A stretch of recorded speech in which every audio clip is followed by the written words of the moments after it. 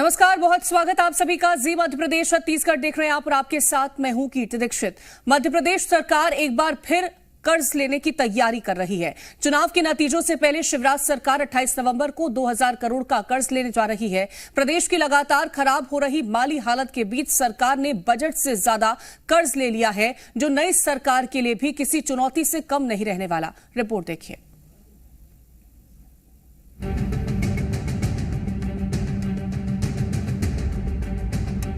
मध्य प्रदेश में नई सरकार के गठन से पहले मौजूदा सरकार एक बार फिर कर्ज लेने की तैयारी में है। सरकार 28 नवंबर को 2000 करोड़ रुपए का कर्ज उठाएगी। इसके पहले आचार संहिता लागू रहने के दौरान भी सरकार बाजार से कर्ज ले चुकी है। इस साल जनवरी से अब तक 38,500 करोड़ रुपए का कर्ज लिया जा चुका है। साल की शुरुआत में 25 जनवरी को सरकार ने 2000 करोड़ रुपए का कर्ज लिया और फिर दोबारा 9 फरवरी को सरकार ने 3000 करोड़ रुपए का कर्ज लिया। इसी महीने की 16 और 23 तारीख को शिवराज ने फिर से 3000 करोड़ का कर्ज लिया। फिर 2 मार्च को 3000 करोड़ रुपए और एक हफ्ते के अंदर 9 मार्च को फिर 2000 करोड़ का कर्ज शिवराज सरकार ने लिया। 9 और 17 मार्च को शिवराज ने 2000 और 4000 करोड़ का कर्ज लिया। मार्च में फिर एक बार सरकार ने 24 तारीख को 1000 करोड़ का कर्ज लिया। इसके बाद 29 मई को सरकार ने 2000 करोड़ रुपए का कर्ज लिया।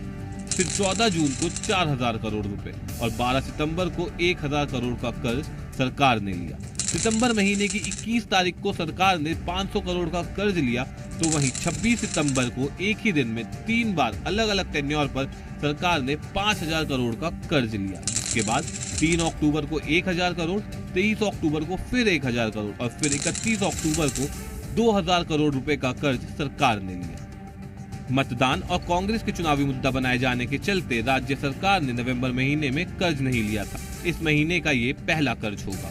वित्त विभाग ने नोटिफिकेशन जारी कर दिया है। 28 नवंबर को लिए जाने वाला कर्ज आरबीआई से 14 साल के लिए लिया जा रहा है। माना जा रहा है कि नई सरकार के गठन की व्यवस्थाओं के साथ मुख्यमंत्री लाडली बहना योजना के भुगतान के लिए ये कर्ज ले रहे हैं। दिसंबर में भी सरकार जल्द ही योजना की राशि हितग्राहियों के खातों में ट्रांसफर कर सकती है। माना जा रहा है कि नई सरकार के गठन की व्यवस्थाओं के साथ मुख्यमंत्री लाडली बहना योजना के भुगतान के लिए ये कर्ज ले रहे हैं। दिसंबर में भी सरकार जल्द ही योजना की राशि हितग्राहियों के खातों में ट्रांसफर कर सकती है। वहीं बता दें, 9 अक्टूबर को मध्य प्रदेश में चुनावी आचार संहिता लागू हुई थी। इसके बाद सरकार ने अक्टूबर महीने में ही 3 बार में 4000 करोड़ रुपए का कर्ज लिया था और अब सरकार के लगातार कर्ज लेने को लेकर प्रदेश में सियासी वार पलटवार भी जारी है। देखिए, भारतीय जनता पार्टी की सरकार ने इस साल में इतना कर्ज ले लिया और इसके बाद 2000 करोड़ रुपए का कर्ज और ले रही है 28 तारीख के पहले। मैं समझता हूँ कि ऐसा लगता है कि ये सरकार पूरा मध्य प्रदेश की जनता को कर्ज में डुबोएगी। मध्य प्रदेश की जनता ब्याज देते देते थक जाएगी और ये सरकार उसको इतना डुबो के चली जाएगी कि उसका जीना दुर्लभ हो जाएगा। नहीं, ऐसा एक कांग्रेस के मिथ्या आरोप हैं। कांग्रेस जो है उनको आत्मावलोकन करना चाहिए। मैं बता दूं, मध्य प्रदेश को अगर वित्तीय स्तंभन देने का कार्य किया गया है, वित्तीय उन्नत करने का काम किया तो माननीय शिवराज जी ने और भारतीय जनता पार्टी की सरकार ने किया। आप देखिए 2003 में जो जीडीपी टू लोन रेशो था स्टेट की जीडीपी के, वो 35% के लगभग था। आज भी वह प्रतिशत जो है लगभग 27% है। मैं आपके दावे के साथ कह सकता हूँ कि मध्य प्रदेश की जनता, माननीय शिवराज जी की सरकार ने जनता के कल्याण के लिए जो कार्य किया है वो अप्रतिम है। शिवराज सरकार ने इस साल सरकार की आमदनी से ज्यादा का कर्ज ले लिया है, जिसके बाद इस कर्ज को चुकाने को लेकर एक बड़ा सवाल बना हुआ है, जिसका जवाब अभी तक तो किसी के पास नहीं है। ब्यूरो रिपोर्ट, जी मीडिया। तो मध्य प्रदेश की शिवराज सरकार एक बार फिर से 28 नवंबर को 2000 करोड़ का कर्ज लेने जा रही है और इससे पहले भी सरकार की तरफ से जब आचार संहिता को लागू किया गया उसके बाद भी सरकार ने कर्ज लिया था।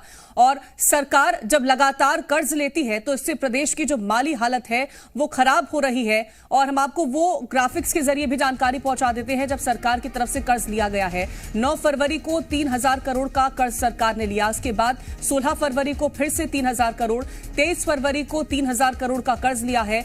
बात करें 2 मार्च की 3000 करोड़, 9 मार्च को 2000 करोड़ का कर्ज सरकार ने लिया था और इसके बाद भी 17 मार्च को 4000 करोड़ का कर्ज सरकार ने एक बार फिर से लिया और लगातार इसी तरह से कर्ज लेने का जो क्रम है वो चलता रहा है, जिससे कुल मिलाकर के अगर बात की जाए तो 38,500 करोड़ का कर्ज अब तक सरकार ले चुकी है।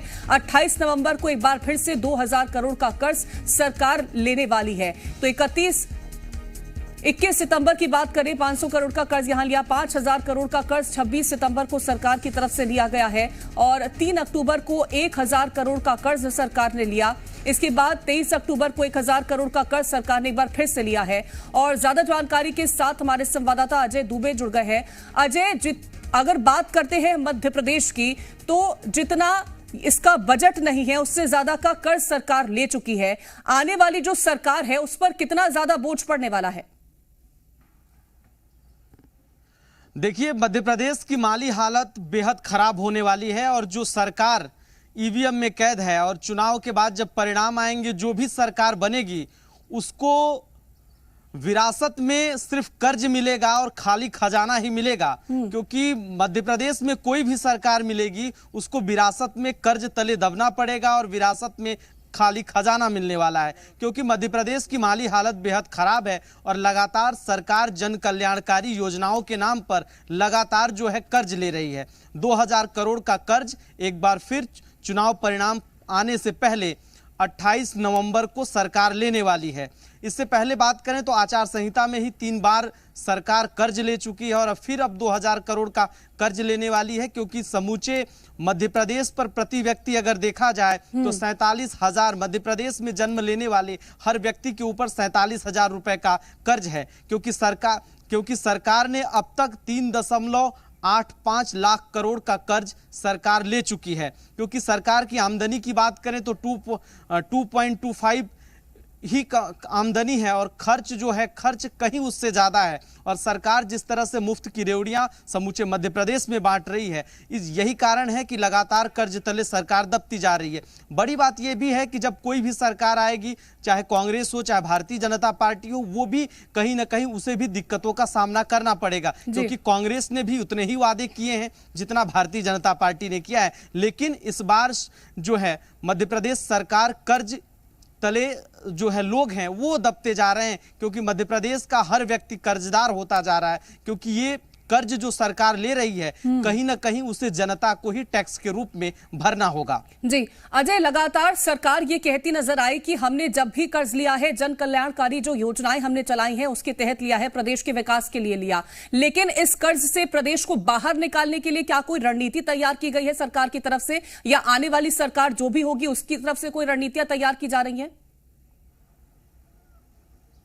देखिए, अभी तक तो सरकार मुफ्त की रेवड़ियां, लाडली बहना से लेकर तमाम योजनाएं ऐसी चला रही हैं जिससे कहते हैं कि प्रदेश कोई वेलफेयर स्टेट है। लेकिन बड़ी बात है कि सरकार अगर कर्ज पर कर्ज लेती जाएगी तो आखिर मध्य प्रदेश बीमारू राज्य से विकसित राज्य की श्रेणी में लाकर जरूर खड़ा कर देंगे। लेकिन अगर प्रदेश दब जाएगा तो आखिर विकास कैसे करेगा? क्योंकि विकास करने के लिए पैसा चाहिए। मध्य प्रदेश सरकार 20,000 करोड़ हर वर्ष, आप अंदाजा लगाइए, 20,000 करोड़ हर वर्ष जो है ब्याज के रूप में आरबीआई को देती है। तो सरकार कर्ज भरेगी कि मध्य प्रदेश का विकास होगा, कि सरकारी योजनाएं क्रियान्वित करेगी? क्योंकि सरकार ने मुफ्त की रेवड़ी, वोट बैंक की राजनीति और महिलाओं को, अन्य वर्गों को साधने के लिए, सरकार बनाने के लिए, सत्ता में आने के लिए मुफ्त की रेवड़ियों का ऐलान कर दिया। क्योंकि चुनावी साल था और ऐसे में लगातार सरकार ने फ्री की घोषणाएं करते गए और लोन लेते गए। लोन लेकर सरकार फ्री की रेवड़ियां बांटते गए। लेकिन ये फ्री की जो रेवड़ियां हैं, जो योजनाएं सरकार ने चलाई हैं, उसका कहीं ना कहीं भुगतान जो है वो प्रदेश की जनता को ही करना पड़ेगा। बहुत शुक्रिया तमाम जानकारी के लिए अजय आपका।